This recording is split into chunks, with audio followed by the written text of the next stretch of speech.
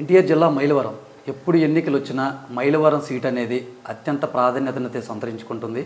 చాలా ఆసక్తికర పోటీ అయితే ఈ నియోజకవర్గంలో ఉంటుంది. అయితే 2019లో అదే పరిస్థితి, ఇప్పుడు 2024 కూడా అదే పరిస్థితి అనమాట. మైలవరమే కాదు, ఆంధ్రప్రదేశ్లో ఉన్నటువంటి ప్రస్తుత రాజకీయాల గురించి మనతో ఇప్పుడు మాట్లాడటానికి మనతో పాటు ఎక్స్ ఎమ్మెల్యే జ్యేష్ఠ రమేష్ బాబు గారు అయితే మనతో ఉన్నారు. మైలవరం మరియు ఆంధ్రప్రదేశ్లో ఉన్నటువంటి రాజకీయాల గురించి ఇప్పుడు మనకి కొన్ని సందేహాలను అయితే ఆయన ద్వారా అడిగి నివృత్తి పరుచుకుందాం. సార్ నమస్తే. సార్ నమస్తే సార్, మొదటి నుంచి కూడా మైలవరం నియోజకవర్గంలో స్థానికులకే సీట్ ఇవ్వాలని మీరు ప్రభుత్వాన్ని కొన్ని సంవత్సరాల క్రితం నుంచి కూడా డిమాండ్ చేస్తున్నారు. కొంతమందిని కలుపుకొని కూడా వెళ్ళారు. ఇది మనం ఎప్పుడో చేయాల్సినటువంటి ఇంటర్వ్యూ, ఎప్పుడో చర్చించుకోవాల్సినటువంటి అంశం. మరి ఎలాగైతే సామాన్యుడికి మరియు స్థానికుడికి సీట్ వచ్చేలాగా మరి మీరు కృషి చేశారని ఉంది. ఎలా చూస్తారు? జగన్మోహన్ రెడ్డి గారు వైసీపీ తరఫున ఒక సామాన్యుడిని, స్థానికుడిని ప్రధానంగా మీరు డిమాండ్ చేసినట్లే నియమించారు. ఎలా చూస్తారు? మైలవరం నియోజక ప్రజలందరికీ కూడా నమస్కారం. మేము మాకు 94 టు 99 దాకా నేను ఉన్నా శాసనసభ్యుడిగా. ఆ తర్వాత 99 నుంచి చింతమట్టి కూడా మధ్యలో ఒక చనమూల వెంకటరావు 5 సంవత్సరాలు ఉన్నారు. తర్వాత అంతా కూడా స్థానికేతరులే ఇక్కడ శాసనసభ్యులుగా ఉన్నారు, మంత్రులుగా కూడా పనిచేశారు. కానీ ఈ నియోజకవర్గంలో డెవలప్మెంట్ అనేది బాగా కుంటుపడింది. అట్లాగే ప్రజల్ని హింసపెట్టడం కూడా జరుగుతూ ఉంది.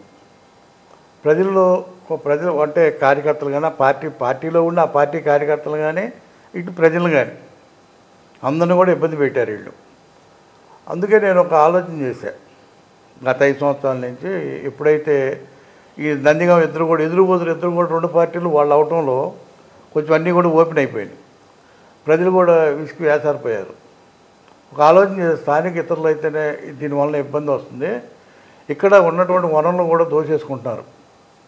ఇక్కడ వాళ్ళు ఏం చేశారంటే, ఒక శాసనసభ్యుడు అంటే ప్రజలకు జవాబుదారితనంగా పనిచేయాలి. ఒక పిఎన్ పెట్టుకోవచ్చు, తప్పులేదు.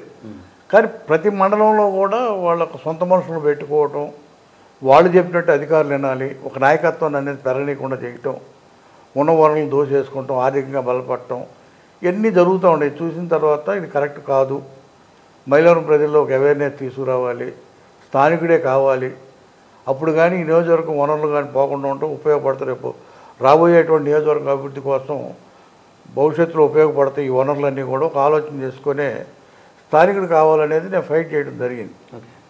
అయితే మన అదృష్టం జగన్మోహన్ రెడ్డి గారు ఒక సామాన్యుని చూసి మనకి ఒక బీసీ కులానికి చెందినటువంటి వ్యక్తిని ఇచ్చారు. మేము హ్యాపీ దాంట్లో. అయితే సేమ్ టైం అవతల ఎవరైతే నిన్నటిదాకా ఈ పార్టీలో ఉండి ఈ పార్టీని నాశనం చేయడం కానీ, ఎవరైతే వనరులు యాగం చేశారో వాళ్ళే అపోజిషన్ వచ్చారు. అంటే వసంత కృష్ణ ప్రసాద్ గారు పార్టీ మారాడు. పార్టీ మారడం కూడా ఒక రకంగా మంచిదే. అంటే ప్రజలకు అర్థమైపోతుంది, అతని క్యారెక్టర్ మొత్తం ప్రజల ముందు ఉంది. దోపిడీ జరిగింది, దోపిడీ ఉంది. అందుకని మాకు సామాన్యుడికి డెఫినెట్గా పట్టం కడతారనేది ఈ నియోజకవర్గంలో డెఫినెట్గా ప్రజల ఆలోచనలో ఉన్నారు. ఎన్ని వేల కోట్లు పెట్టినా కూడా తిరుపతిరావు గెలవడానికి 100కి 100 కూడా అవకాశం ఉంది. జగన్మోహన్ రెడ్డి గారు కూడా మా మైలవరం నియోజకవర్గ పరిస్థితిని కూడా ఆలోచించారు. స్థానికుడికి ఇస్తేనే కరెక్ట్ అని చెప్పి స్థానికుడికి ఇవ్వటం నిజంగా ఆయనకు కూడా కృతజ్ఞతలు చెబుతున్నాం మా మైలవరం నియోజకవర్గం తరఫున. అయితే తెలుగుదేశం ఆర్థికంగా బలపడినటువంటి వాళ్ళకి ఇక్కడ స్థానికుడికి ఇచ్చారు, ఓకే, ఎటువంటి రాజకీయ అనుభవం ఆయనకు లేదు. ఆయన ఏదో వార్డు మెంబర్గా ఓటమి పాలయ్యారు, తర్వాత జడ్పీటీసీగా అదే వసంత కృష్ణ ప్రసాద్ అతను నియమించి గెలిపించారు. అంటే ఇక్కడ కొంతమంది నాయకులే వ్యతిరేకిస్తున్నారు ఆయన్ని. ఇతనికి ఇటువంటి ఎప్పటి నుంచో పార్టీలో మేము ఉన్నాగా మాకు అవకాశం వచ్చు కదా అని. ఇప్పుడు అతను పార్టీలోనే ఉన్నాడుగా, అతను పార్టీలో జడ్పీటీసీ ఉన్నాడు, అంతకుముందు రాజకీయాలు ప్రశ్నించి ఉంటున్నాడు. ఇందులో పార్టీలో దీంట్లో నేను పార్టీలో ఉన్నాడు. అయితే ఇక్కడ ఒకటి ఆలోచించాలి. ఇప్పుడు ఎవరు కూడా వసంత కృష్ణ ప్రసాద్ ఏమనుభవం ఉంది అతనికి? వాళ్ళ తండ్రి గారు హోమ్ మినిస్టర్ చేశారు, వ్యవసాయ శాఖ మంత్రిగా చేస్తే అప్పుడు ఎంత వయసు అంతా ఎంత ఉందో. ఇతను వయసు మీద వ్యాపారం చేసుకున్నాడు, రియల్ ఎస్టేట్ వ్యాపారం చేశాడు. ఆయనకి ఏం అనుభవం ఉంది? ఆయన అనుభవం ఉంటే ఆ రకంగా వ్యవహారం ఎందుకు చేస్తాడు?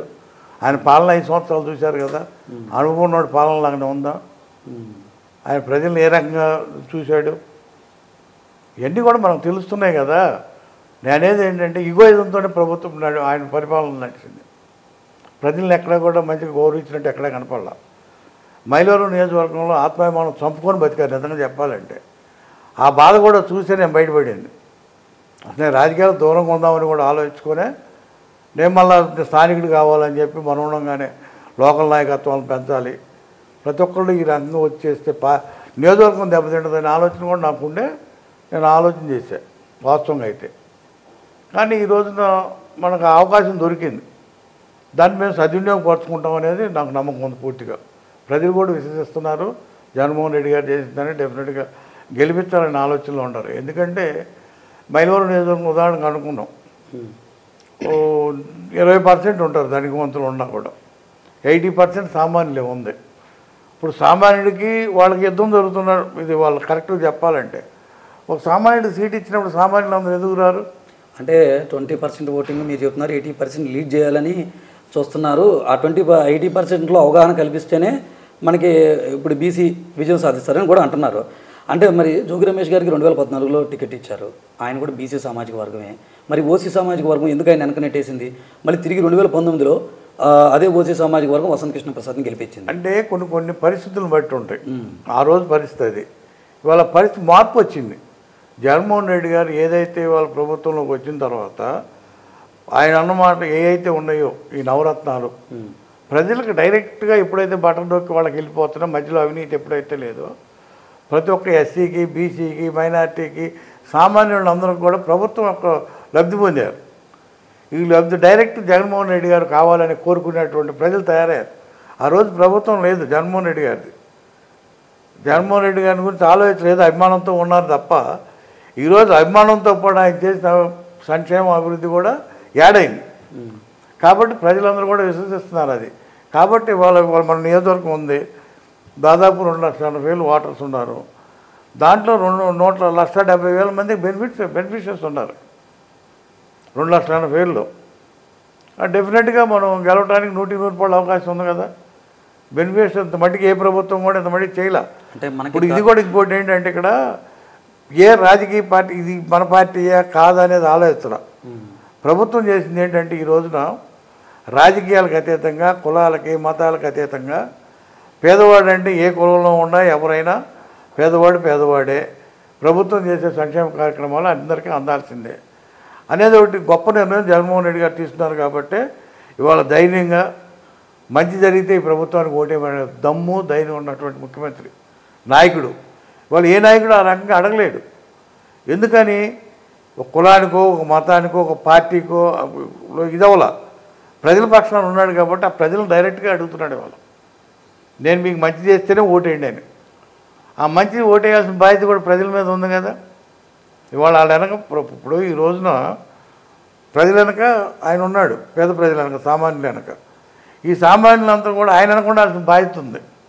ఇవాళ ఈ సామాన్యులు ఎక్కడ పెరుగుతారో అని చెప్పి ఇవాళ ఈ రాజకీయ పార్టీలన్నీ కూటమైపోయింది. ఏదోటి అధికారం కావాలి మనం.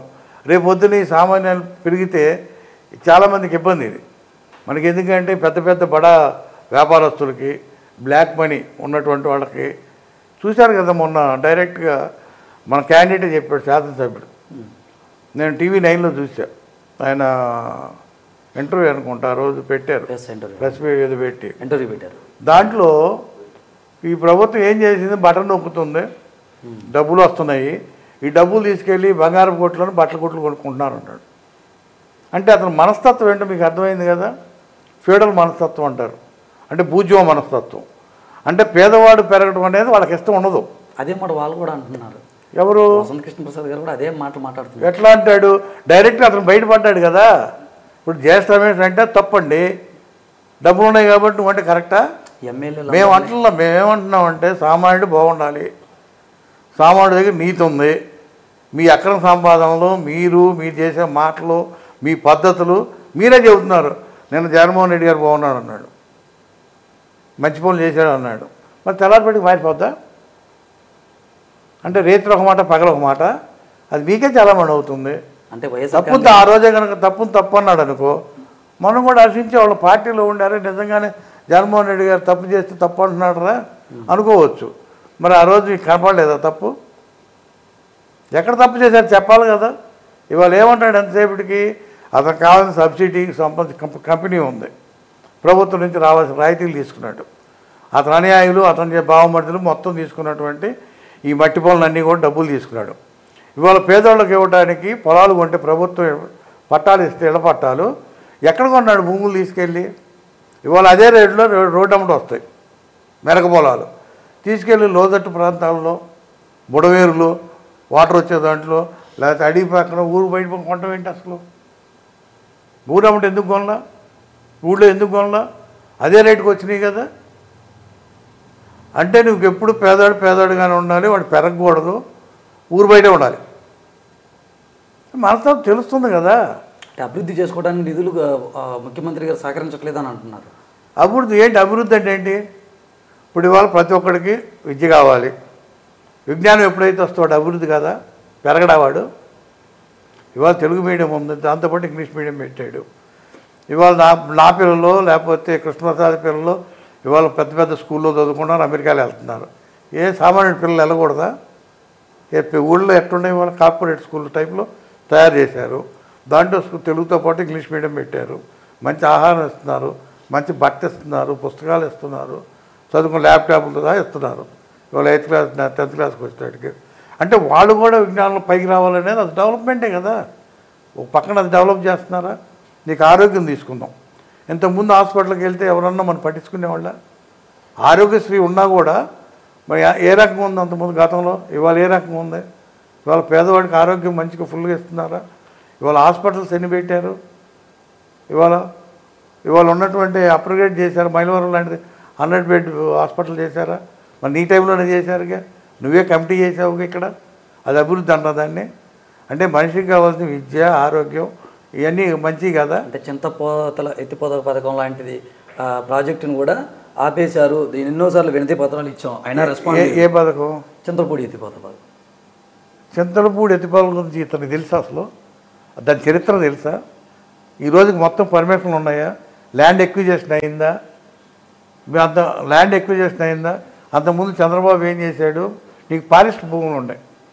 ఫారెస్ట్ ఇప్పుడు ప్రతిదానికి కూడా ఫారెస్ట్ పర్మిషన్ కావాలి. ఇది సెంట్రల్కి వెళ్ళాలి, రావాలి, టైం పడతాయి. ఇవన్నీ కూడా తెలియకుండా నోటుకొచ్చింది మాట్లాడితే అట్ట. నీకేం తెలిసి మాట్లాడు? రాజధాని గురించి మాట్లాడు. నిజంగా అతని దగ్గర నీతుంటారో రిజైన్ చేయాలిగా. ఎవరైనా విన్నారా ఆ మీటింగ్లో? మనం వెళ్ళామా? మనకు తెలుసా? ఇవాళ బయటకు వచ్చినాడు అభియోగాలు చేస్తున్నాడు. అమ్మటి రాంబాబు ఇట్ట మాట్లాడి, లేకపోతే ఆడు మాట్లాడు, అడ్డం తిరిగారు, వీళ్ళు అడ్డం.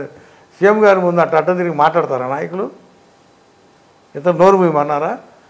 నువ్వు అసెంబ్లీలో చంద్రబాబు దగ్గర నుంచి కొడుకు దగ్గర నుంచి తిట్టినవే అన్నీ నువ్వు కనపడుతున్న నీ యాసాలు, నీ పద్ధతులన్నీ ప్రజలు గమనించారు. వాళ్ళు ఒక్క రోజులోనే ప్లేట్ మీద రాయించి ముఖ్యమంత్రి ఆ తప్పు చేశాడు, ఈ తప్పు చేశాడు, రాజధాని గురించి నేను బయటకు వచ్చాను, అదే రాజధాని మీద నీకు మంత్రి పదవి ఇవ్వలేదని మీ నాన్నగారు మాట్లాడితే నువ్వేం సమాధానం చెప్పావు ప్రజలకి?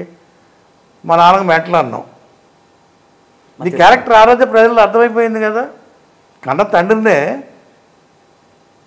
నువ్వు ప్రజల్లో నువ్వు మాట్లాడావు కదా. నీకు నేను నమ్మేది ఎట్లా? ఇవన్నీ నువ్వు ప్రజలకు ఏం చదువుతావు అనుకుంటున్నావు? ఏదో డబ్బు ఉంది కాబట్టి పిల్లి పాలు తాగుతా ఆ కాడ తలకాయ పెడతాం లోన, కళ్ళు కనపడవు దానికి, మిగతా శరీరం అంతా అనుకుంటుంది. అదే ప్రపంచం అనుకుంటుంది. అతను చెప్పేదే కరెక్ట్ అనుకుంటున్నాడు అతను ఎంతసేపటికి. అది ఎట్లాంటి కరెక్ట్ అసలు? ప్రజలు అన్నీ కూడా గమనిస్తున్నారు. ఇవాళ ఊరినే నేను చెప్పినా, ఆయన చెప్పిన ఇంకోళ్ళు చెప్పినా కూడా ఇవాళ ఎందుకు జగన్మోహన్ రెడ్డి గారు అనుకున్న జనం ఉన్నారు. ఇవాళ ఇంతమంది నాయకులు కలిసినా కూడా అతను చేసేది మనకు మంచి జరుగుతుందనే కదా ఈ ప్రజలందరూ ఉంది. దీన్ని ఎట్లా డిస్టర్బ్ చేయాలని ఈ నాయకత్వాలు చూస్తున్నాయి తప్ప నాకు రాజకీయ పెత్తనాలు లేవని ఎవడన్నా తప్పు చేస్తే చేయాలి పెత్తనాల కోసం. ప్రజలకు మేలుగా జరగాలని కోరుకునేవాడు ఏ రాజకీయ నాయకుడైనా జగన్మోహన్ రెడ్డి గారిని సపోర్ట్ చేస్తారు. నియోజకవర్గంలో వసంత కృష్ణ ప్రసాద్, దేవినేని ఉమా గారి మధ్య వైరం గురించి అందరికీ తెలుసు. ఇప్పుడు వాళ్ళిద్దరూ చేతులు కలపడం వలన, కలిసి పనిచేయడం వలన వైసీపీకి వచ్చే నష్టం ఏమైనా ఉందా? ఏం లేదు, ఇంకా లాభం. ఎలా ఎలా? ఎందుకంటే నిన్నదాకా వాడు జరిగింది ఏంటి? వాడు తిట్టుకోవడం కాకుండా ఇంట్లో తల్లిదండ్రులు తిట్టించారు, వాళ్ళు తిట్టుకున్నారు. నేను అప్పుడు కూడా నేను డ్రామాలాగా ఉందని చెప్పి నేను చాలాసార్లు నేను సందర్భంలో చెప్పాను. ఎందుకంటే తల్లిదండ్రులు తిట్టుకుని ఆఖరికి ఇంట్లో ఆడవడం కూడా తిట్టుకున్నారు. అసలు క్యారెక్టర్స్ ఏంటి ఇదంతా చూస్తుంటే ఏదో సినిమాలో చూసి అసెంబ్లీ రౌడీ ఏదో సినిమా ఉండేది, దాంట్లో ఒక ముఠా ఉంటుంది. ఒక కారులో దిగుతారు, చెరో కారు వేసుకొస్తారు, వచ్చి ఒక బజార్లో కొట్టుకుంటారు, ఇద్దరు మొత్తం తలుపులు వేసేసుకుంటారు. మీ బొట్టలకు అనుభవం ఉన్న వాళ్ళు చెప్తా ఏంటి తలుపులు వేసుకుంటారంటే ఇంకా సేపట్లో మటర్ సరిపోతే అందరూ ఒకటి వాళ్ళు ఇద్దరు కొట్టుకున్నట్టు కొట్టుకుంటారు దిగి తర్వాత వాళ్ళు ఈలోపు మనం తలుపులు వేసుకుంటాం ఆ సంపాదించిన చంపి వెళ్ళిపోతారు. సేమ్ డిటో వాళ్ళిద్దరు చేసింది వాళ్ళిద్దరు అట్టగా ఇద్దరు ఎందుకు తిట్టుకున్నారు ఎవరికి తెలుసు అసలు ఏముంది రాజకీయ పార్టీలు ఇవి ఇద్దరు కలిపి నాయకులు తిడతారు. ఈ జిల్లాలో ఒక వింత ఉంది, తెలుగుదేశం వాళ్ళు ఎంత మొత్తం కలిపి జగన్ గారిని తిడతారు, వైఎస్ఆర్ కాంగ్రెస్ వాళ్ళు ఏమో చంద్రబాబుని తిడతారు. ఇద్దరు నాయకులు రైతులు కలుపుతారు.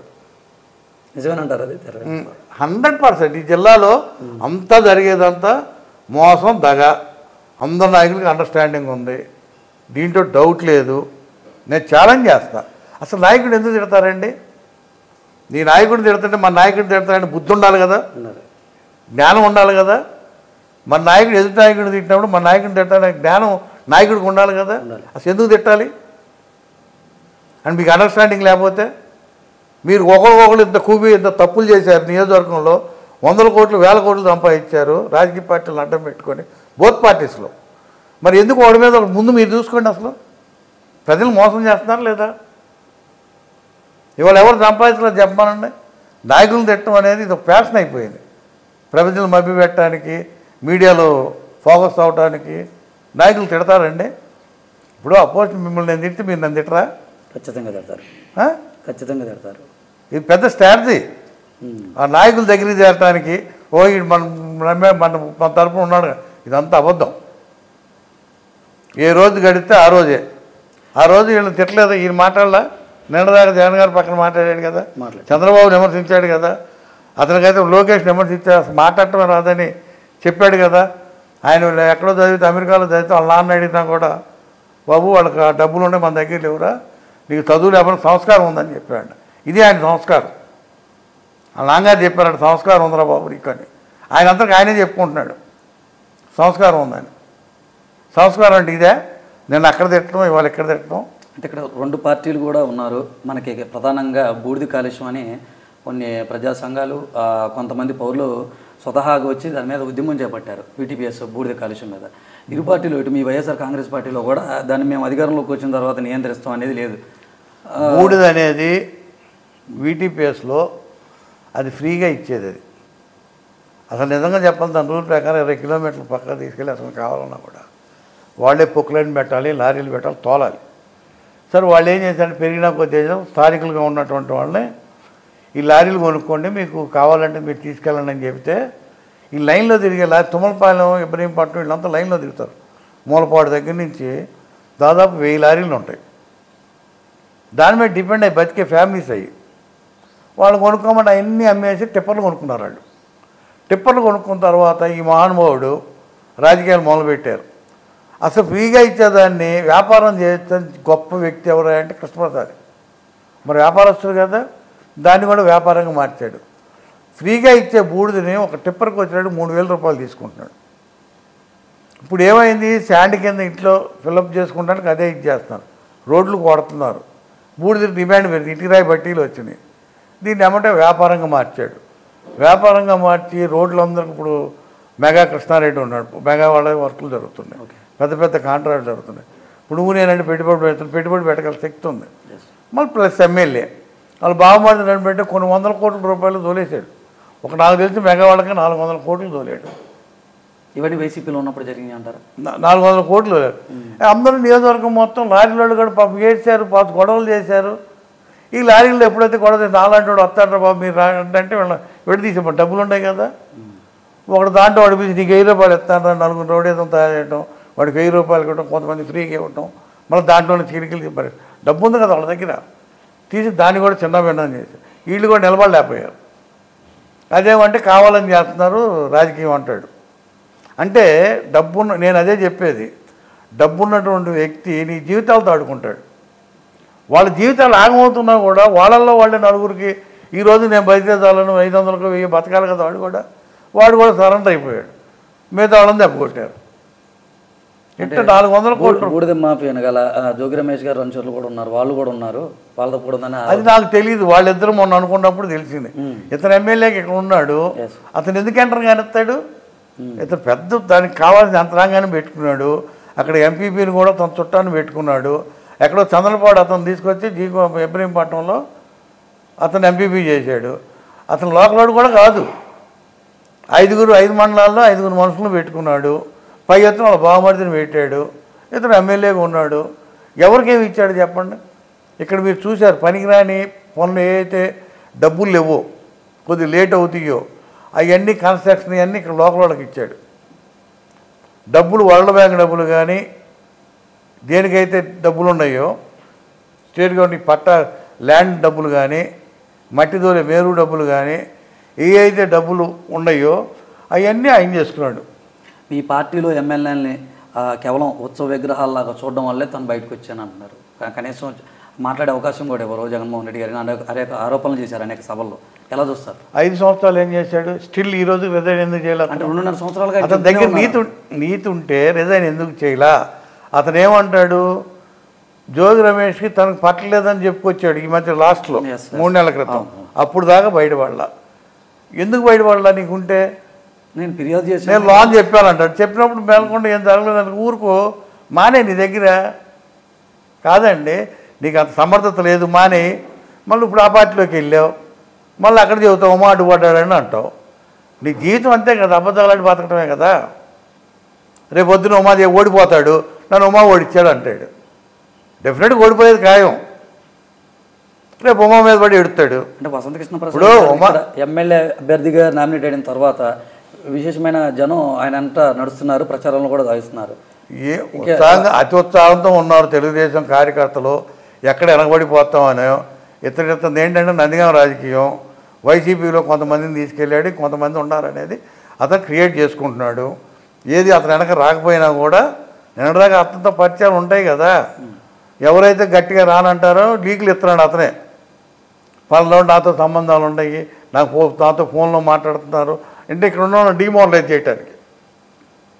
రెండోది ఏంటంటే అక్కడ ఉన్నటువంటి కార్యకర్తలు ఏం చేస్తున్నారంటే అత్యుత్సాహం పెరిగింది వాళ్ళకి. ఉమాకి అట్టాకు లేదు, మనం ఎక్కడ మన ప్లేసులు పోతాయని వాళ్ళు ఉరుకులు మొదలుపెట్టారు. అది మంచి అవకాశం తీసుకున్నాడు. పాపం నమ్మినట్టు ఉమాకి రైట్ హ్యాండ్ లాగా ఉన్నాడు రాజు అని చెప్పి, శ్రీబోల్ రాజు రెడ్డికుంట. అతను అన్నా క్యాంటీన్ నడిపాడు, దాదాపు సంవత్సరం నుంచి నడుపుతున్నాడు. చక్కగా ఇరికిచ్చి పారేశాడు. అతి ఉత్సాహాన్ని ఏం చేశాడు? క్యాచ్ చేసుకున్నాడు. మరి ఇంకో మనిషిని పెట్టాడు, సొంత మనుషులను పెట్టాడా? ఎవరిని పెట్టాడు? తెలుగుదేశంలో అతి ఉత్సాహం ఎళ్ళబట్టే పెట్టేది ఉమా మనిషిని పెట్టాడుగా. కేసులు ఎవరు బరాయిస్తున్నారు వాళ్ళ? ఎవరైతే చెబ్రోలు రాజు ఉమా మనిషేగా. అతను తెలివితేటలు అయ్యి ఇప్పుడు కానీ అర్థం చేసుకోవాలి. తెలుగుదేశం వాళ్ళు నిజంగా ఈ పార్టీలో ఉండి తెలుగుదేశం వాళ్ళు ఎన్ని కేసులు పెట్టారు, మీరు ఎన్ని మాట్లాడారు అతని మీద, మీరు ఎలా తిరగలుగుతున్నారు ఆత్మాభిమానాన్ని చంపుకొని? తెలుగుదేశం పార్టీ ఆత్మగౌరవంతో వచ్చిన పార్టీ, అది ఆత్మాభిమానంతో వచ్చినటువంటి పార్టీ. ఇవాళ తెలుగుదేశం కార్యకర్త కూడా ఆత్మ బతుకుతారు వాళ్ళు. మరి అలాంటి వాళ్ళు ఏమైందో నాకు అర్థం కావట్లేదు. ఎందుకంటే నా పార్టీలో పనిచేశారు. ఇతను ఎట్ట బలాయిస్తారు రేపు. ఇతను చేసే పనులన్నీ కూడా చూస్తున్నారు. మీకు ఇతను ఎట్లా పనికి వస్తాడు? ఈ నియోజకవర్గం డెవలప్ చేయడు, పని చేయడు, వ్యాపారం చేసుకుంటాడు. ఆ రోజు ఉమా కూడా చెప్పాడు, అంతకుముందు తెలుగుదేశం పార్టీలోకి వచ్చి కొన్ని కోట్ల రూపాయలు 100 కోట్ల రూపాయల పైన ఇసుక ఒక్కటే దొరుకున్నాడు. వసంత వ్యాలీకి మొత్తం కూడా ఇక్కడి నుంచి వెళ్ళింది. నేను మంత్రిగా ఉండి కూడా చుట్టా కూర్చుకోవాల్సి వచ్చింది అన్నాడు. ఏ ప్రభుత్వం ఉంటే ఆ ప్రభుత్వాన్ని వాడుకుంటాడు అతను. వ్యాపారం ఏదో సందులు దొరుకుతాయి వ్యాపారస్తుడికి. అక్కడ ఒక మంత్రినో లేకపోతే ఎవరన్నమాట. రేపు పొద్దున్నే వైసీపీ గవర్నమెంట్ వస్తే మళ్ళా చూడు మళ్ళీ దారి నడుపుతాడు. మళ్ళీ ఈ పార్టీలోకి వచ్చి వస్తానని పొద్దున్నే మొదలు పెడతాడు. చెప్పానంటే దమ్ము ఉంటే అతనికి ఆహ్వానిస్తారా? ఎవరు? మేమెవరూ ఆహ్వానించం, జగన్మోహన్ రెడ్డి గారు ఆహ్వానించరు, నాకు తెలిసి అవసరం కూడా లేదు ఎట్ట అంటాడు. క్యారెక్టర్లెస్ ఎందుకండి? అంటే మరి 2019లో ఎందుకని సీట్ ఇవ్వాల్సి వచ్చింది? 2019లో ఇతని క్యారెక్టర్ తెలిసి ఎందుకని సీట్ ఇవ్వాల్సి వచ్చింది? ఎవరికి? మైలవారు వసంత కృష్ణ ప్రసాద్. తెలిస్తే కదా, అప్పుడు తెలియదు కదా. ఇప్పుడు వచ్చిన తర్వాత కదా తెలుసు. ఇప్పుడు మనం ఇది మంచిదని కొంటామండి వస్తువు, తర్వాత కదా తెలిసేది. అట్లాగే ఇతరైనా అంతే. ఇప్పుడు జరిగింది. స్థానికులు కావాలని అంటున్నారు. మరి 2019లో నాకు ఎందుకు ఇవ్వాల్సి వచ్చింది సీటు? మరి నేను స్థానికేతరుని కదా. అప్పుడు ఉన్న అవసరం ఇప్పుడు వైసీపీకి దీన్ని గేమ్ ఆడటం కోసమే కేవలం అదొక అస్త్రాన్ని అడ్డం పెట్టుకుంటున్నారు. మరి చెప్పేది వైసీపీ నాయకులు అంతకుముందు ఎవరు పట్టించుకోలే. నేనైతే ఫస్ట్ నుంచి కూడా నేను ఎమ్మెల్యే ఉన్నప్పటి నుంచి కూడా నాకు స్థానికుడే ఉండాలి, మొన్న నేనంటే నాకు కొన్ని ఆలోచనలు ఉన్నాయి. ఇంట గెలిచి రచ్చగలమని చెప్పి బయట మన నియోజకవర్గంలో అందరూ బాగుండాలి, మన నియోజకవర్గం స్థానికులు అందరూ కూడా బాగుండాలని కోరిక నాది. ఎమ్మెల్యే ఉండాలి. అప్పుడు మీకు తెలుసో తెలియదు అడవి ఉద్యమం వచ్చింది. మొత్తం స్థానికేతరులు వచ్చేసి అక్కడ 100 మంది తయారయ్యి ఆగమనం చేస్తున్నారు. మీరెవరు ఇక్కడ చేయడానికి అని చెప్పి కమ్యూనిస్ట్ పార్టీ ఆ రోజు పార్టీతో అలియన్స్ ఉండ. నేను తెలుగుదేశం పార్టీ శాసనసభ్యుడు అయినా నా స్థానికుడికి ఎవరికి ఇబ్బంది జరగడానికి లేదని నేను ఫైట్ చేశా. ఆ రోజు ముఖ్యమంత్రిని కూడా అడ్డం తిరిగా నేను. కుదరదండి, స్థానికుడు కావాల్సిందని చెప్పి ఇవాళ ఆ ఏరియా మొత్తం కూడా ఇవాళ అడుగులు చేసుకుంటున్నారు. దాదాపు కొన్ని వేల ఎకరాలు. ఎంత సంపాదిస్తున్నారు తెలిసే వాళ్ళ ఎకరానికి ₹1,00,000 సంపాదిస్తున్నారు. అది మేము చేసిన స్థానికుడు అంటే. ఇవాళ కూడా మేము అదే చెబుతున్నాం. స్థానిక శాసనసభ్యుడు అయితే స్థానికులకు ఉపయోగం ఉంటుంది. నువ్వు తీసుకెళ్ళి వ్యాపారాలు చేసుకొని నీ వాళ్ళని తీసుకొచ్చి పెట్టి అదే వాళ్ళపై ఇప్పుడు 1000 మంది బతికేవాళ్ళు కదా ఆ లారీలు బూడిద అమ్ముకుంటే తీసుకెళ్ళి నువ్వు ఒక్కడూ దోసేసుకున్నావు. వాళ్ళు అట్లనే మట్టి ఉంది. మళ్ళీ అంతకుముందు ఉమా దోసుకున్నాడు, నేను అంటే ఉమా దోస్తే నువ్వు దోసేస్తావా అని చెబుతున్నావు. ఒప్పుకున్నట్టేగా. ఇవన్నీ రికార్డెడ్. నేను చెప్పినవి కాదు, మీ ఇద్దరు చెప్పినవే. నిన్న కాక మొన్న చెప్పాడు దోసుకున్న డబ్బు అంతా తీసుకొచ్చి 100 కోట్లు పెట్టి సీటు కొనుక్కుంటున్నాడు అని చెప్పి ఉమాగారు చెప్పాడుగా. ఇదే ఎమ్మెల్యే గారు ఒప్పుకున్నాడుగా. ఈయనేం చేశాడు? జోగిరామ్ 5 సంవత్సరాల కాలంలో మీరెందుకు ప్రశ్నించలేకపోయారు ఇవన్నీ అంటే ఏం చెప్తారు? నేను ప్రశ్నిస్తానే ఉన్నా. ఎప్పుడు నేను స్టేట్మెంట్లు ఇచ్చా. నేను డైలీ నేను అన్నీ కూడా నేను పెడతానే ఉన్నాను సోషల్ మీడియాలో. ఇది తప్పు అని చెబుతున్నారు. వీళ్ళందరూ కలిసి మన నియోజకవర్గాన్ని నాశనం చేస్తున్నారు, మన వనరులన్నీ దోస్తున్నారు అని చెప్తానే ఉన్నా. నేను చెప్పండి ఎక్కడ. నేను ప్రశ్నిస్తానే ఉన్నాగా. నేను ఆల్రెడీ ఆ రోజు నుంచి వైసీపీ పార్టీలో ఉన్నా. నేను మేలకొండ కూర్చుంటా. ఎలక్షన్లో ఎప్పుడు చేస్తా. ఒక ఎమ్మెల్యే గెలిచిన తర్వాత మనకెందుకని వదిలేస్తాం. ఎందుకంటే వాళ్ళకు కూడా ఇగోయిజాలు ఉంటాయి. వాళ్ళు చేసుకుని వాళ్ళు చెడితే వాళ్ళు తప్పు చేస్తే నేను ఇమ్మీడియట్గా క్వశ్చన్ చేస్తా. దాంట్లో నేను ఎప్పుడు వెనకాడ సేమ్ అదేమని చాలామంది అడిగారు, నువ్వు పార్టీలో ఉండి అట్ట మాట్లాడతావండి. నేను సైలెంట్గా ఉన్నాను. తప్పు చేసినప్పుడు తప్పు మాట్లాడతాను. నేను పార్టీని అంటలేదు. దీన్ని మాట్లాడేదానికి దానికి పార్టీకి సంబంధం లేదు. పార్టీకి నష్టం కదా అది.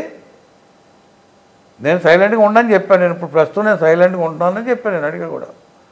కానీ ఎప్పుడు క్వశ్చన్ చేస్తాను నియోజకవర్గంలో అన్యాయం జరిగితే. అది మా బాధ్యత అండి.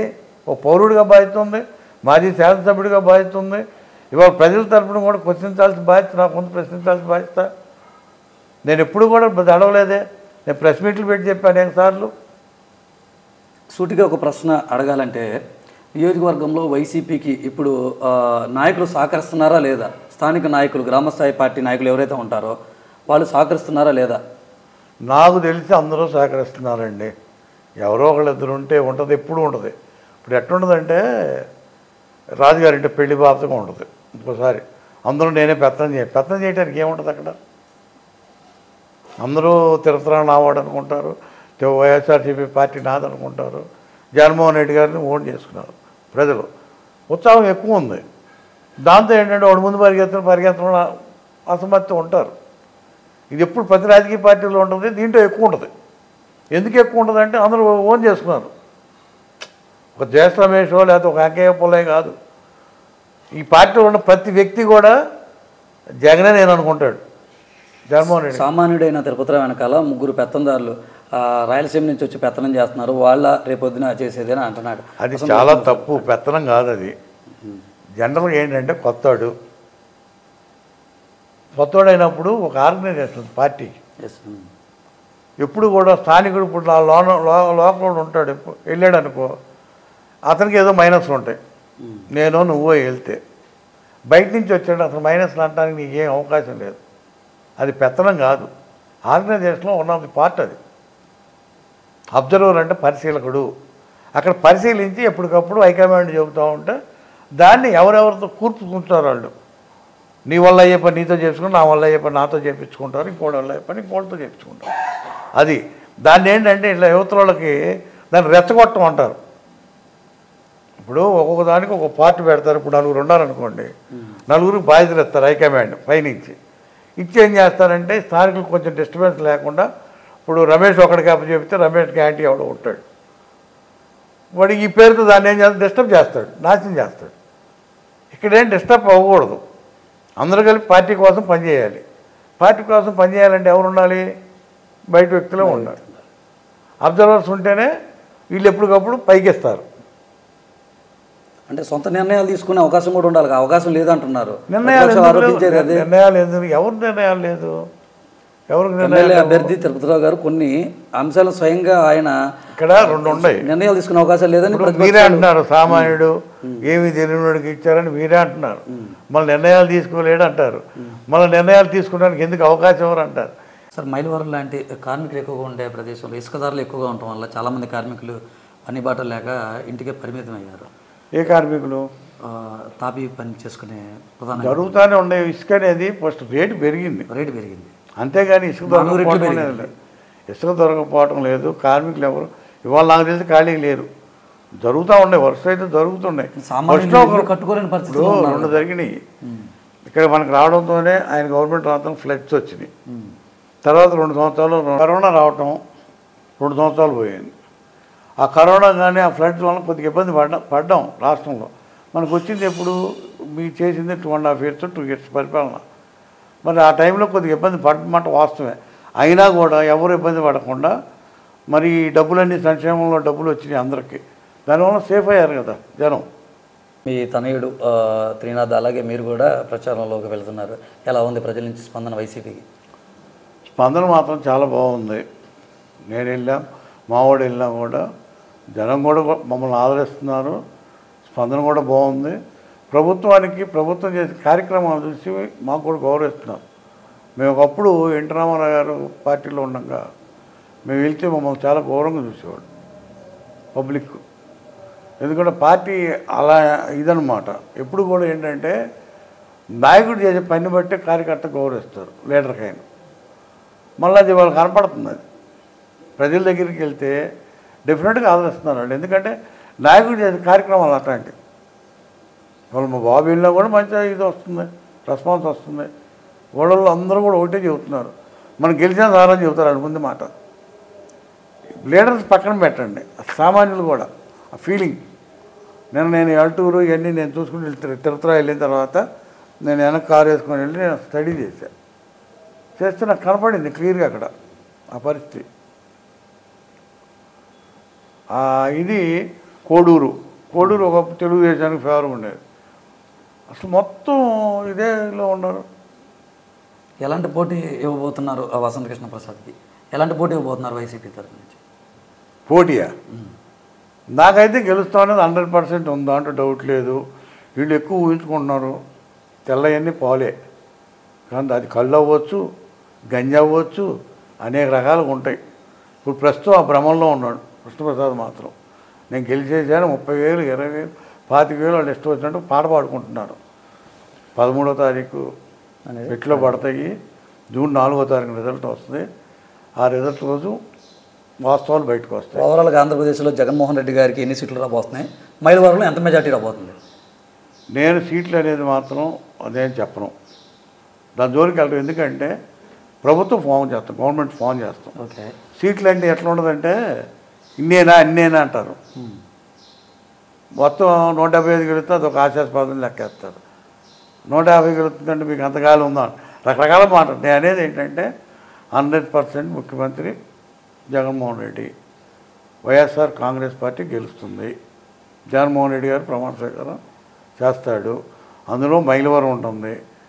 మైలవరం మాత్రం ఇది మాత్రం చెప్పగలను, మినిమం 10,000 ఉంటుంది అనుకుంటున్నాను నేను. ఓకే. 10,000 మెజార్టీ పైన అంతా ఉండవచ్చు, గెలుస్తాం. దానికి ఎందుకంటే ప్రజల్లో ఆలోచన అట్టు ఉంది, సామాన్యుడిని గెలిపించాలి, స్థానికుడిని గెలిపించాలి.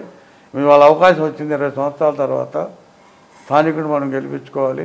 ఒకసారి చూడాల్సిందే స్థానికుడిని కూడా అనేది, సామాన్యుడిని చూడాలనే ఆలోచన ప్రజల్లో ఉంది గ్యారంటీగా.